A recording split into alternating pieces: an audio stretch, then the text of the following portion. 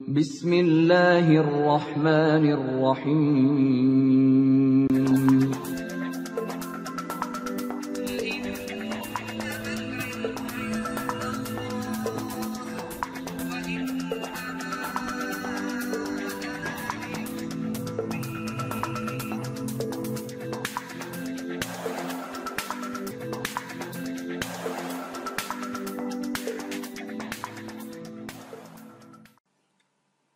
Sepuluh gangguan setan saat salat.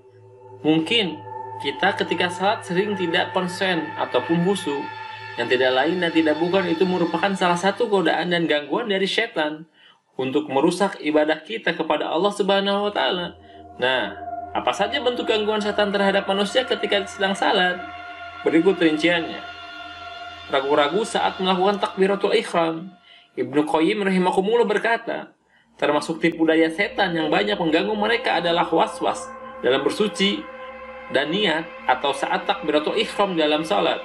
Was-was itu membuat mereka tersiksa dan tidak tentram, tidak konsentrasi saat salat.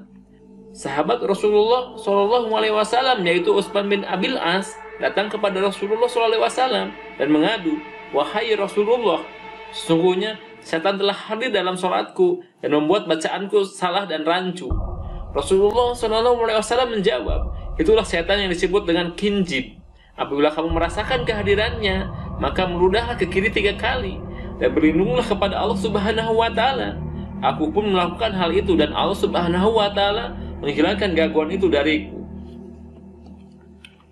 Lupa rakaat yang sudah dikerjakan. Abu Hurairah radhiyallahu anhu berkata, sungguhnya Rasulullah SAW telah bersabda, jika salah seorang dari kalian sholat, syaitan akan datang kepadanya untuk menggodanya sampai ia tidak tahu berapa rakaat yang ia telah lakukan. Apabila salah seorang dari kalian mengalami hal itu, hendaklah ia sujud 2 kali, sujud sahwi semasa masih duduk dan sebelum salam. Setelah itu baru mengucapkan salam. Hadis riwayat Bukhari dan Muslim.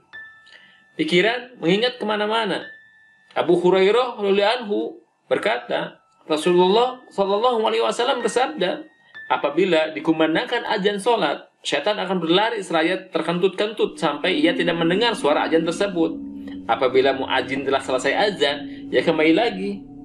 Dan jika iqamat dikumandangkan, ia berlari.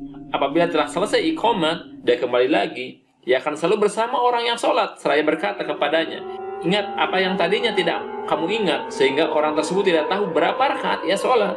Hadis riwayat Bukhari. Tergesa-gesa menyelesaikan salat.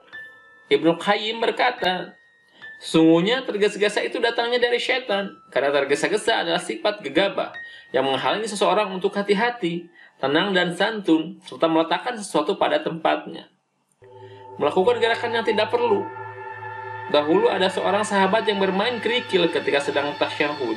Ia membolak-balikannya. Melihat hal itu, maka Ibnu Umar segera menegurnya selepas sholat. Jangan bermain kerikil ketika sholat, karena perbuatan tersebut berasal dari syaitan. Tapi kerjakan seperti apa yang dikerjakan Rasulullah SAW. Orang tersebut bertanya, apa yang dilakukannya? Kemudian Ibnu Umar meletakkan tangan kanannya di atas paha kanannya dengan jari telunjuk menunjuk ke arah kiblat atau tempat sujud. Demikianlah saya melihat apa yang dilakukan Rasulullah SAW, kata Ibnu Umar. Hadis riwayat At-Tirmidzi.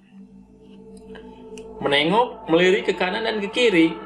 Seringkali secara tidak sengaja kita melirik ke kanan, ke kiri karena sesuatu hal, padahal niat awalnya sudah agar salatnya khusyuk. Oleh karena itu, saat salat pandangan mata harus fokus ke tempat sujud, sehingga tidak mudah terpengaruh gangguan yang terjadi. Menguap dan mengantuk. Rasulullah SAW bersabda, menguap ketika sholat itu dari syaitan. Oleh itu, bila kalian ingin menguap maka tahanlah. Hadis riwayat Tabrani. Bersin berulang-ulang. Ibnu Hajar menguraikan pernyataan Ibnu Mas'ud radhiyallahu anhu. Bersin yang tidak disenangi Allah Subhanahu wa taala adalah yang terjadi dalam sholat, sedangkan bersin di luar sholat itu tetap disenangi oleh Allah Subhanahu wa taala. Hal itu tidak lain karena syaitan memang ingin mengganggu sholat seseorang dengan berbagai cara. Terasa ingin buang air atau buang angin. Rasulullah SAW bersabda, apabila salah seorang dari kalian bimbang atas apa yang dirasakan di perutnya, apakah telah keluar sesuatu darinya atau tidak, maka janganlah sekali-kali ia keluar dari masjid sampai ia yakin telah mendengar suaranya atau mencium baunya. Hadis riwayat Bukhari. Wallahu a'lam bishawab.